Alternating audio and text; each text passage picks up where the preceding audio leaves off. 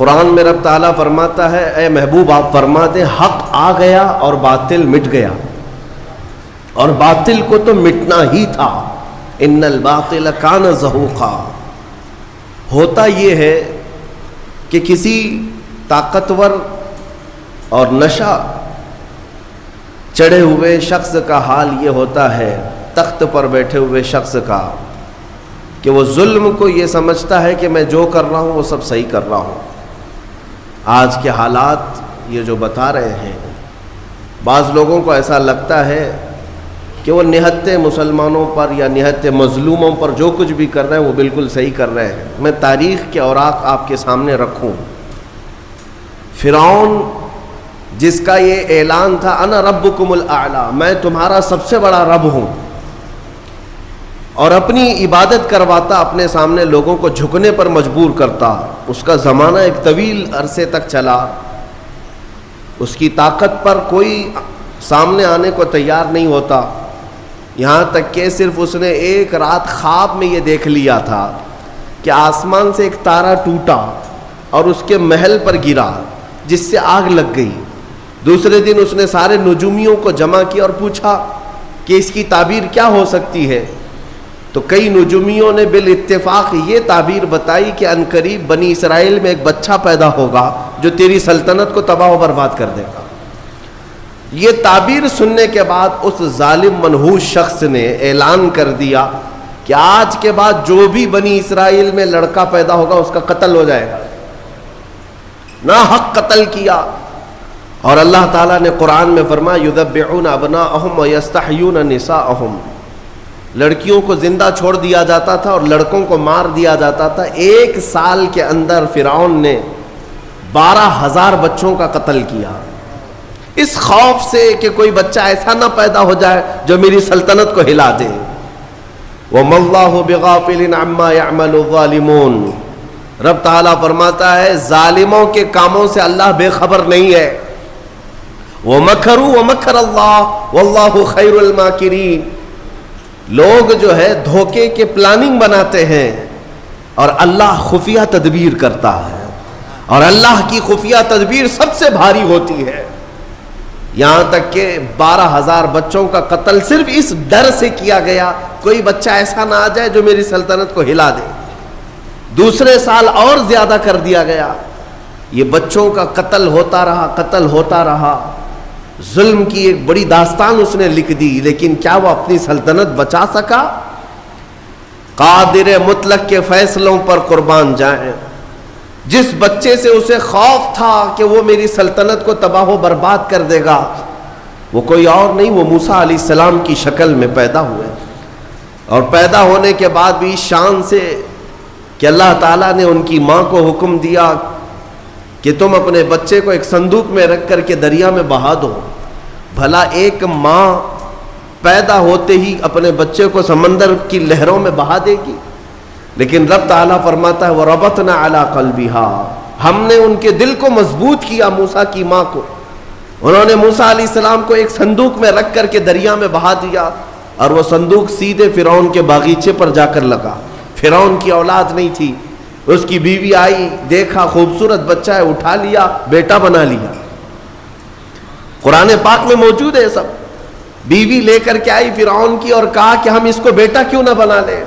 فرعون نے کہا کہیں یہ بچہ تو نہیں ہے جو میری سلطنت کو ہلاک کر دے گا۔ فرعون کی بیوی نے کہا نہیں، یہ تو سمندر کی لہروں میں بہہ کر آیا ہے، وہ بچہ تو بنی اسرائیل میں پیدا ہوگا۔ بہرحال موسیٰ علیہ السلام کی پرورش فرعون کے گھر میں ہو رہی ہے، لیکن کس انداز سے؟ جب فرعون نے یہ اعلان کیا کہ بادشاہ نے اپنا ایک بیٹا بنا لیا ہے اور شاہی انداز میں اس کی تربیت ہوگی، اسے دودھ پلانے کے لیے دایائیں آئیں۔ کمال ہے، 100 سے زیادہ دایاں آئی، لیکن موسیٰ علیہ السلام نے کسی کا دودھ نہیں پیا۔ ان کی بہن وہاں موجود تھی، یہ سب معاملہ دیکھ رہی تھی۔ انہوں نے کہا فرعون کی بیوی سے کہ میں ایک دایا جانتی ہوں جو سب بچے اس کا دودھ پی لیتے ہیں، کہا بلا لاؤ۔ وہ دوڑ کر گئی، اپنی ماں کو لے آئی۔ موسیٰ علیہ السلام ایک دن کے بچے ہیں، ایک دن کے، اور ان کی ماں واپس فرعون کے محل میں آئی۔ جب انہوں نے دودھ پلایا تو موسیٰ علیہ السلام دودھ پینے لگ گئے۔ فرعون نے بہت عالی تنخواہ کے ساتھ بڑے معاوضے کے ساتھ موسیٰ علیہ السلام کی ماں کو اپنے گھر میں رکھا، شاہی دایا بن کر۔ یہ نظام قدرت ہے میرے مومن، یہ اللہ تعالیٰ کے فیصلے ہیں۔ جب وہ کسی طاقت کے نشے کو چور چور کرنا چاہتا ہے تو اسی کے گھر میں اپنے کمال کی چیزیں پرورش بھی دیتا ہے۔ موسیٰ علیہ السلام جوان ہوئے اسی کے گھر میں، لیکن اس کے بعد پھر جب جوانی کے بعد آپ کو نبوت کے اعلان کا حکم ہوا، پھر فرعون سے جو مقابلہ ہوا تاریخ شاہد ہے۔ موسیٰ علیہ السلام کا مقابلہ نہ وہ جادو سے کر سکا، نہ طاقت سے کر سکا، نہ فوج سے کر سکا۔ ایک وقت ایسا آیا کہ 1,00,000 فوج کو لے کر موسیٰ علیہ السلام کے پیچھے لگا۔ موسیٰ علیہ السلام سمندر میں راستہ پیدا کرتے ہوئے نکل گئے۔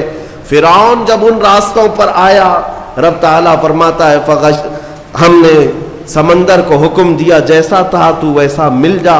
سمندر کی لہروں نے آپس میں ایک دوسرے کو ملایا، ہمیشہ کے لیے فرعون سمندر میں غرق ہو گیا، جس کی طاقت کا حال یہ تھا کہ بڑے بڑے وقت کے سورما بات کرنے سے کپ کپاتے تھے۔ جادوگر بھی فرعون کے دربار میں سجدہ کرتے تھے، ماتھا ٹیکتے تھے، لیکن رب ذوالجلال نے پانی کے قطروں سے اسے ہمیشہ کے لیے ہلاک کر دیا۔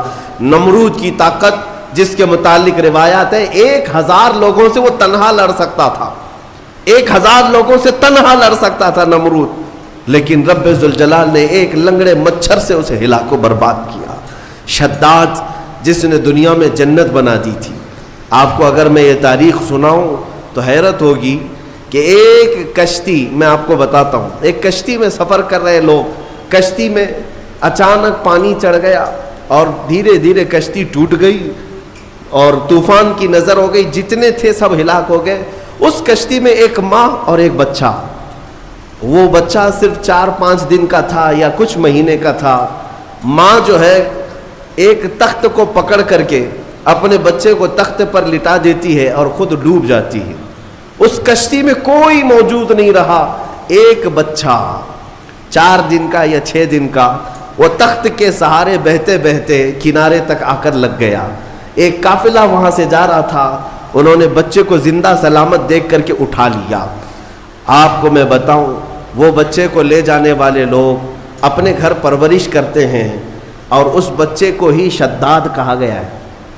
وہ جو بچہ تھا جس کی ماں بھی مر گئی، سارا قافلہ ڈوب گیا، تنہا جو بچہ کسی کے ہاں کفالت میں کسی کے زیر نگی رہا، وہ شداد تھا۔ اور جب وہ تھوڑا سا جوان ہوا، اس نے ایک فقیر کو دیکھا یا کچھ فقیروں کو دیکھا، ان کی جھولیوں سے کچھ چیز گر گئی، وہ سرمہ دانی تھی یا کچھ تھی۔ روایات یہ بتاتی ہیں کہ شداد اس سرمہ دانی کو اٹھایا اور اپنی آنکھوں میں لگایا تو اسے زمین کے خزانے سب دکھنے لگ گئے، کہاں کتنا سونا ہے۔ وہ اس طرح سے کھودتا تھا اور سونے کا مالک بنتا چلا گیا، اتنا بنا کہ وقت میں اس سے زیادہ مال کسی کے پاس نہیں تھا۔ پھر اس نے ایک بار اعلان یہ کر دیا کہ اب میں جو ہے سارے دنیا کو پال سکتا ہوں۔ اس وقت ایک درویش نے آ کر کے اس سے کہا کہ شداد، تو اپنے مال سے زکوٰۃ بھی ادا کیا کر، فقراء و مساکین کو بھی دیا کر، اللہ تعالیٰ تجھے جنت عطا کرے گا۔ اس نے کہا کون سی جنت ہے، جنت کیا ہوتی ہے؟ کہا جنت عالی شان ہے، رب تعالیٰ کی بنائی ہوئی، جس کی ایک اینٹ سونے کی تو ایک اینٹ چاندی کی، زمین زعفران سے بچھی ہوئی، بہت خوبصورت جنت کا نظارہ ہے، اگر تو خیرات کرے تو اللہ تجھے وہ بھی عطا کرے۔ اس نے کہا مار کر کے، ٹھٹا مار کر کے کہا ہے ایسی بھی کوئی جنت ہوتی ہے؟ اس سے بہتر جنت تو میں دنیا میں بنا دوں گا، تم اس جنت کی لالچ مجھے دے رہے ہو؟ اتنا مال تو میرے پاس ہے کہ میں خود بنا لوں جنت۔ اور اس نے آرڈر دیا اور عدن ایک علاقہ ہے، وہاں پر جنت بنانے کا حکم دیا۔ موسم ڈھونڈا گیا، ٹھنڈا موسم ہو، باغیچے لگائے گئے، دریا اس کے اندر نہریں بہائی گئیں، اور پھر سونے اور چاندی کی اینٹوں سے محلات تعمیر کیے گئے۔ برسوں لگ گئے اس جنت کو بنانے کے لیے۔ پھر وہ وقت آیا کہ جب شداد اس کی اوپننگ کے لیے اپنے گھر سے نکلا، اپنے گھوڑے پر سوار ہو کر، طاقت کا نشہ، دولت کا نشہ، غرور کہاں لے جا رہا ہے، دنیا میں جنت بنایا ہے۔ گھوڑے پر بیٹھ کر کے جب اپنی بنائی ہوئی ہاتھوں کی جنت کو افتتاح کے لیے پہنچا، دروازے پر پہنچا نہیں تھا کہ گھوڑا ٹھوکر کھا کر گرا، اور شداد نیچے جیسے ہی گرا چوٹ لگی اور وہیں اس کا دم نکل گیا، نہ اپنی جنت میں قدم رکھ سکا۔ اسی کو ارم کہا جاتا ہے۔ ارم جو ہے فارسی لفظ ہے، وہ شداد کی بنائی ہوئی جنت کو کہا جاتا تھا۔ عزیزان گرامی وقار، ملک الموت اسرائیل علیہ الصلوۃ والتسلیم سے میرے آقا صلی اللہ تعالی علیہ وسلم نے سوال فرمایا تھا کہ اے اسرائیل، کیا تمہیں روح نکالنے کے درمیان کبھی ایسا لگا ہے کہ اس کی روح اچانک اس وقت میں نکالی جائے؟ تو حضرت اسرائیل علیہ السلام نے جواباً یہی دو باتیں کہی تھی۔ ایک وہ وقت تھا جب پوری کشتی ڈوب گئی تھی اور ایک بچہ تخت پر لیٹا جا رہا ہے اور مجھے حکم ہو رہا ہے کہ اس کی ماں کی روح قبض کرو۔ بچہ تخت پر ہے اور ماں ڈوبی جا رہی ہے اور ماں کی روح قبض کرنا ہے، کس کے سہارے اس بچے کو چھوڑا جائے گا؟ لیکن قادر مطلق کا حکم تھا، سارے لوگوں کی روح قبض کیا بچے کے علاوہ۔ یہ فرشتے کو تک نہیں حکم ہے کہ تمہیں اس کی پرواہ کرنے کی ضرورت نہیں، اس تنہا بچے کی کون نگہبانی کرے گا، اس کا حکم نہیں۔ ماں کی روح قبض کر لیا۔ اس وقت مجھے تعجب تھا کہ اس بھرے سمندر میں اس تنہا بچے کو دیکھے گا کون؟ لیکن پھر دنیا نے دکھایا کہ اس بچے کو صرف دیکھا نہیں گیا بلکہ دنیا کا سب سے بڑا امیر بنایا گیا۔ پھر آپ فرماتے ہیں دوسرا وہ وقت تھا جب اس نے اپنی پوری جمع پونجی خرچ کر کے جنت بنائی، دروازے پر پہنچنے سے پہلے مجھے حکم ہوا کہ اس کی روح قبض کر لی جائے۔ عزیزان گرامی وقار، رب ذوالجلال کے فیصلے، وہ قادر مطلق محکم فیصلے فرماتا ہے۔ بعض لوگوں کو ایسا لگتا ہے کہ سب کچھ انہی کا ہے، ابھی دنیا تو ان کے پاس ہے، طاقت ان کے پاس ہے، تخت ہے، سب کر لے جائیں گے۔ تمہیں پتہ نہیں، قرآن میں خود مولا نے فرمایا ان بطش ربک لشدید، بے شک تمہارے رب کی پکڑ بہت سخت ہے۔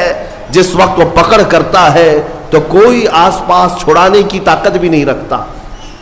اسی طرح کی بات میں آپ کے سامنے یہ بھی عرض کروں، ظلم جہاں تک بھی ہو ایک دن انجام کو پہنچتا ہے۔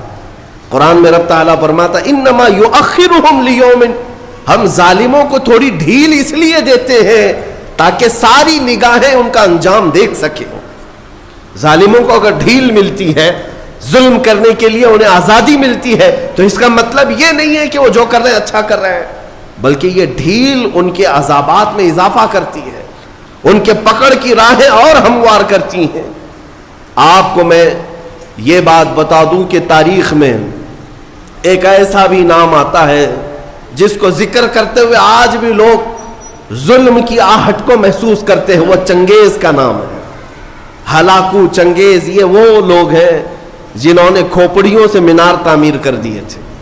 ہاں، انسانوں کی کھوپڑیاں ان کے لیے کوئی اہمیت نہیں رکھتی تھیں، بلکہ آج ایک جانور کو بھی مارنے سے آپ کے دل میں درد ہوگا، لیکن ان ظالموں نے انسانوں کی لاشیں بے حساب لگا کر رکھی تھی۔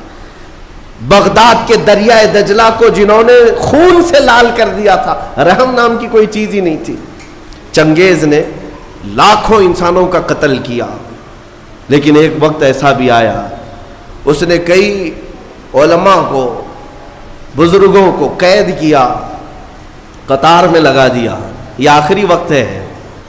چنگیز کا دبدبہ اتنا تھا کہ وہ تقریباً آدھی دنیا کو فتح کرنے کے لیے چل پڑا تھا، آدھی دنیا، اور کوئی بادشاہ اس سے لڑائی کا سامنا نہیں کر پاتا۔ ایک وقت وہ آیا، 300 کے قریب علماء یا بزرگوں کو اس نے قید کیا، قطار میں لگایا اور جلاد کو بلایا۔ سب قطار میں، پہلی صف ہے، دوسری صف ہے، تیسری صف ہے، تو اس میں لائن سے قتل کرنے کا حکم تھا۔ تلوار اٹھاتا جلاد اور گردنیں مارتا چلا جاتا، ایسے لگتا جیسے یہ پلاسٹک کی یا کھلونے کی گردنیں اڑا رہے ہوں۔ انسانوں کے ساتھ اس طرح کھیلتے تھے۔ وہ گھوڑے پر بیٹھے اپنے کھلونے سے کھیلتا رہتا اور جلاد کو حکم دیتا اتنی گردنیں آج اڑا دو، اتنی گردنیں اڑا دو۔ جلاد جب گردنیں اڑا رہا تھا، 3 صفیں لگی ہوئی تھی۔ پہلی صف میں ایک بوڑھے شخص تھے، عمر دراز تھے۔ جب وہ پہلی صف کا قتل شروع ہوا تو جلدی سے دوسری صف میں آ گئے، پیچھے ہٹ کر کے دوسری صف میں کھڑے ہو گئے۔ وہ جلاد بھی دیکھ رہا تھا، چنگیز بھی دیکھ رہا تھا۔ پہلی صف پوری قتل ہو گئی, دوسری صف کا نمبر آیا. جب دوسری صف قتل ہو رہی تھی تو وہ بوڑھے میاں تیسری صف میں چلے گئے. ہوتا ہے کہ جتنا بچ سکے بچ لے, اور تدبیر کا حکم بھی ہے اللہ کی طرف سے. تیسری صف میں گئے تو تین ہی تھی وہاں پر. چنگیز زور سے کہا مارا. دوسری صف پوری جب قتل ہو گئی, کہا کہ وہ بوڑھے بس آخری تھی, اس کے بعد کہاں جائے گا, اب کون بچائے گا. اس بوڑھے میاں نے زور سے کہا اب بھی اللہ ہے, اس کے بعد بھی اللہ ہے, یہ نہیں ہے کہ زندگی ختم ہو گئی. اس نے غصے کے مارے جلاد سے کہا کہ تیسری صف کو فوراً آن کے آن میں قتل کرو.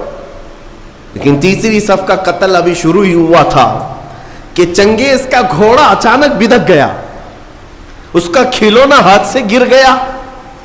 جس چیز سے وہ کھیل رہا تھا گھوڑے پر بیٹھ کر, اچانک وہ کھلونا اٹھانے کے لیے جھکا تو گھوڑا اتنی تیز دوڑا, اتنی تیز کہ اسے سنبھلنے کا موقع نہ دیا, اور گھوڑا ایسا سرکش ہوا کہ چنگیز کو سر سمیت دوڑاتا ہوا, کئی پتھروں سے ٹکراتا ہوا دوڑتا دوڑتا رہ گیا. ساری فوج بے قرار ہے کہ بادشاہ کے ساتھ گھوڑا سرپٹ دوڑ رہا ہے, سب اسے بچانے کے چکر میں دوڑ پڑے. جلاد ہو کہ سپاہی ہو کہ وزیر ہو, گھوڑا کسی کے قابو میں نہیں آتا. جب مولا تعالیٰ تدبیر فرماتا ہے تو وہ کس کے قابو میں آئے. اتنا دوڑایا کہ اس کا بھیجا باہر نکل آیا. چنگیز کا سر ٹکراتے ٹکراتے بھیجا باہر آ گیا. جب تک وہ دم نہ توڑ دیا گھوڑا کسی کے ہاتھ میں نہیں آیا. اور اس کے بعد لوگوں نے قابو میں کیا, دیکھا تب تک تو اس کا خاتمہ ہو چکا تھا. اس بوڑھے میاں نے کہا میں نے سچ کہا تھا, اللہ اب بھی ہے. میرے عزیزوں, رب ذوالجلال قرآن پاک میں یوں ارشاد فرماتا ہے وَكَانَ حَقًّا عَلَيْنَا نَصْرُ الْمُؤْمِنِينَ, ہم نے اپنے اوپر لازم کیا ہے کہ مومنوں کی مدد کریں. لیکن مومن بے قرار ہے, انہیں ایسا لگتا ہے کہ اب مدد آئے گی نہیں. کیوں نہیں آئے گی؟ آزمائے جاؤ گے, آزمائے جاؤ گے, مشکلوں سے گزارے جاؤ گے. ایک آیت میں تمہارے سامنے پڑھتا ہوں, رب تعالیٰ فرماتا ہے ام حسبتم ان تدخلوا الجنہ, کیا تم یہ سوچ کر بیٹھے ہو کہ سیدھے جنت میں چلے جاؤ گے. وَلَمَّا يَأْتِكُمْ مَثَلُ الَّذِينَ خَلَوْا مِنْ قَبْلِكُمْ مَسَّتْهُمُ الْبَأْسَاءُ وَالضَّرَّاءُ وَزُلْزِلُوا حَتَّى يَقُولَ الرَّسُولُ وَالَّذِينَ آمَنُوا مَعَهُ مَتَىٰ نَصْرُ اللَّهِ. رب تعالیٰ فرماتا ہے کیا تم یہ سوچ کر بیٹھے ہو کہ سیدھے جنت میں چلے جائیں گے, اور پہلے والوں کو جیسی مصیبتیں آئیں ویسے تم پر نہیں آئیں گی. ان پر ایسی مصیبتیں آئیں کہ وہ ہلا دیے گئے تھے, ہلا دیے گئے تھے. یہاں تک کہ صحابہ نے یہ تک پوچھا تھا رسول سے کہ اے اللہ کے نبی کب آئے گی اللہ کی مدد, متى نصر اللہ, اللہ کی مدد کب آئے گی. اللہ فرماتا ہے ان نصر اللہ قریب, آگاہ ہو جاؤ اللہ کی مدد بہت قریب ہے, بہت قریب ہے. آپ کیا سمجھتے ہیں رسول پاک صلی اللہ تعالی علیہ وسلم مدینے میں بیٹھ کر کے اگر ہاتھ اٹھاتے تو کیا رب تعالیٰ آپ کی دعاؤں کو رد کرتا؟ حضور پاک صلی اللہ تعالی علیہ وسلم کو واپس لوٹایا جاتا؟ نہیں. لیکن بیٹھ کر دعا کرنے کی بجائے وہ محمد عربی صلی اللہ علیہ وسلم رمضان کے مہینے میں 313 نہتے لوگوں کو لے کر صحرا میں چلے آ رہے ہیں. پیروں میں آبلے پڑے ہیں, نہ پانی ہے نہ کھانا ہے, نہ تیروں میں ترکش ہے نہ گھوڑے سواری کے ہیں, کچھ نہ ہو کر یہ کیسے صحابہ چل پڑے. آج بھی میں مدینے جا کر دیکھتا ہوں اے سی بس میں بیٹھ کر کے بدر کے میدان تک جانے میں ہا ہو کرتے رہتے ہیں لوگ. میرے عزیزوں, ان صحابہ کی عظمتوں پر قربان, اس زمانے میں نہ روڈ ہے نہ راستہ ہے نہ چھاؤں لینے کے لیے کوئی مکان ہے, لیکن چلے جا رہے میرے مصطفیٰ کے پیچھے صرف اس لیے اللہ کی رضا حاصل کرنی ہے اور رسول کی حمایت میں لگنا ہے, اور پیروں میں ان کے چپل نہیں ہے. اور آج اگر آپ عرب کی سرزمین پر تپتے ہوئے صحرا میں ایک منٹ کے لیے میں کہتا ہوں ننگے پیر کھڑے ہو جاؤ, پھر بتانا تمہارے تلوے نہ جلے تو مجھ سے کہنا, تلوے جل جائیں گے. 160 کلومیٹر کا سفر وہ صحابہ پیدل چل کر کے گئے. جب بدر کی وادی میں پہنچے ان کے پاس کیا تھا؟ صحابہ کہتے ہیں ہمارے پاس جو تلواریں تھی اس سے سبزی بھی نہیں کٹتی تھی. سبزی بھی نہیں کرتی تھی، کند تھی، مڑی ہوئی تھی، زنگ لگا ہوا تھا، لیکن توکل اللہ کی ذات پر تھا۔ صحابہ میں کچھ وہ ہے حضرت عکاشہ، وہ کہتے میرے پاس تو کچھ نہیں تھا، میں تو کھجور کے تنے کی لکڑی لے آیا تھا جنگ میں اترنے کے لیے۔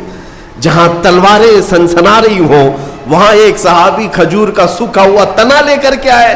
یہ توکل بتاتا ہے کہ اللہ ہمارے ساتھ ہے۔